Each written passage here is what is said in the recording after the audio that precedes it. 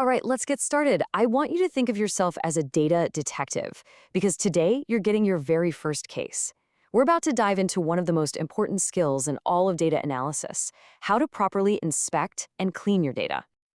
Now, before we even dream about building cool models or making fancy charts, we have to start with a serious reality check. 80%. Yeah, you heard that right. A huge chunk of a data scientist's time is spent just getting the data into shape. And trust me, this isn't just busy work, it's the bedrock. It's the foundation for every single insight you're ever going to find. So if the pros are spending most of their time on this, what does that tell you? It tells you that getting good at this part is what separates the beginners from the real experts. So let's jump in and learn how to tackle that 80% like a pro. Every great detective story starts with a suspect. In our world, that suspect is the raw data file we've been handed. We can't just trust it. No way. We've got to get to know it, learn its quirks, and figure out not just what it's telling us, but what it might be trying to hide. And this whole process actually has a name. It's called exploratory data analysis, or EDA for short. It's pretty much what it sounds like. It's the detective work phase. Think of it like you're interviewing the data for the first time, looking for clues, spotting anything that seems a little off.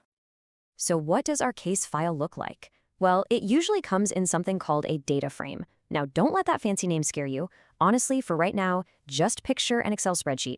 It's got rows and it's got columns. The big difference is that we use code to investigate it, which makes our work way more powerful and precise. Okay, gloves are on. Time to do the first thing any good detective would do.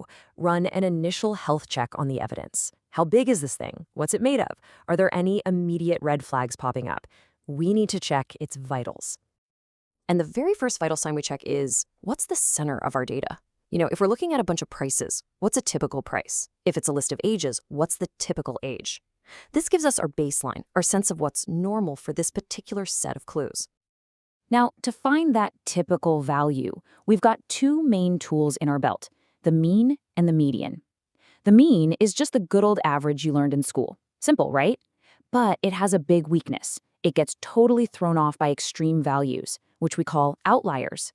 The median, on the other hand, is literally just the middle number when you line everything up. It's tough, it's resistant to those outliers, and it often paints a much truer picture. Just picture this. You're analyzing home prices. Most of them are hovering around 400 grand. But then, one celebrity mansion sells for $10 million. That one outlier is going to drag the mean price way, way up, making the whole neighborhood look way richer than it actually is. But the median?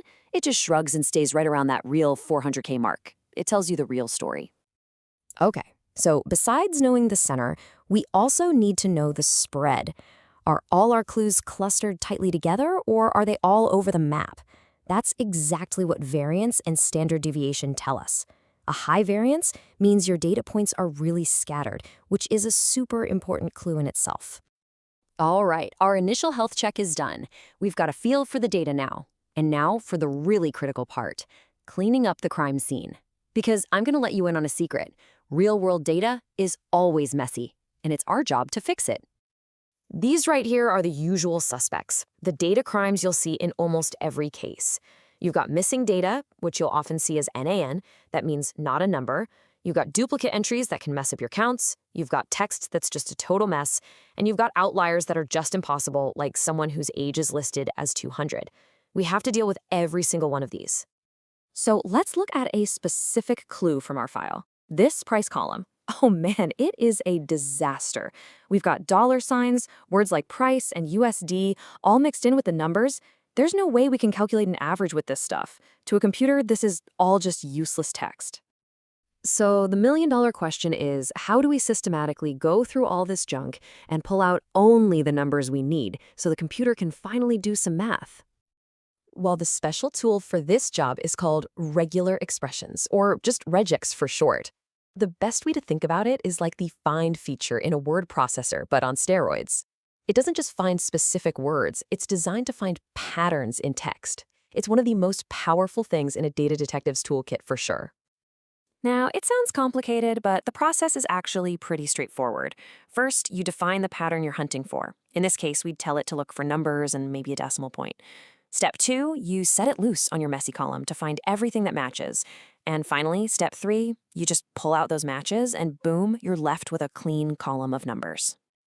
So, after all that inspecting, all that cleaning, it is finally time for the payoff. This is that moment where all our hard work pays off and we uncover something that was totally hidden before. This is our first real breakthrough in the case. And just look at this. It's night and day, right? On the left, you see what happens when you try to analyze the messy data. The answer you get is completely meaningless. But on the right, after our cleanup work, the actual average price is revealed. The difference isn't just big, it's the difference between garbage and the truth. And there it is. That's our aha moment. We didn't just tidy up a file, we corrected the evidence. We uncovered a fact that was buried under all that messy text. And this isn't just a number anymore, it's a reliable piece of information we can actually use to build the rest of our case. You know, there's this quote by a statistician named Carl Pearson that just nails it. Statistics is the grammar of science.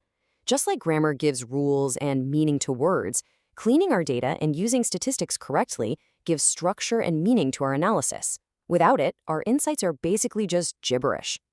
So you've done it. You've cracked the first part of the puzzle. You took a messy case file, you inspected the evidence, you cleaned it up, and you found a genuine insight. But this is really just the beginning.